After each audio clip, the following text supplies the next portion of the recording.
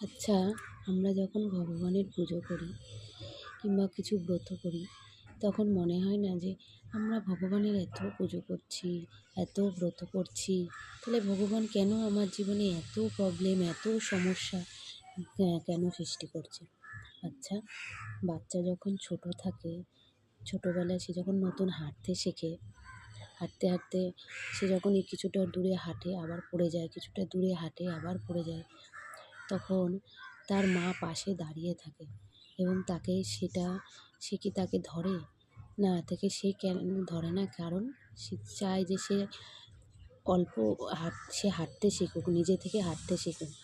আর ওর যদি বড় কোনো ক্ষতি হয়, আমি তো আছিই পাশে, আমি ঠিক ওকে ধরবো।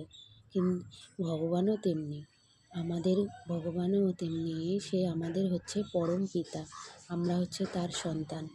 তো আমাদের জীবনে যখন কোনো প্রবলেম আসে, ছোটোখাটো প্রবলেম আসে, কোনো সমস্যা আসে, ভগবান আমাদের পাশে থেকে কী করে, সেটা গাইড করে যে আমরা যেন সেই সমস্যা থেকে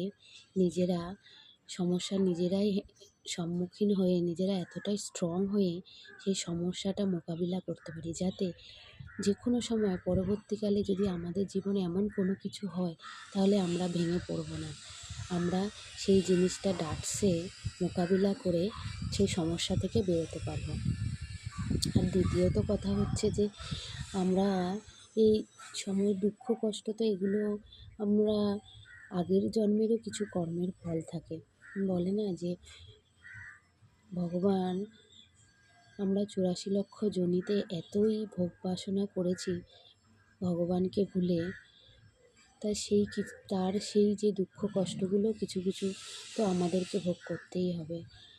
ভগবানের এই ইয়েতে যখন আমরা ভগবানের নাম পূজা অর্চনা করি, নাম স্মরণ করি, ভগবান কী করে, সেই জিনিসগুলোকে যাতে আমরা মোকাবিলা করে তার শরণাগতি হতে পারি, সেটারই চেষ্টা করে। জয় নিতাই, জয় গৌর।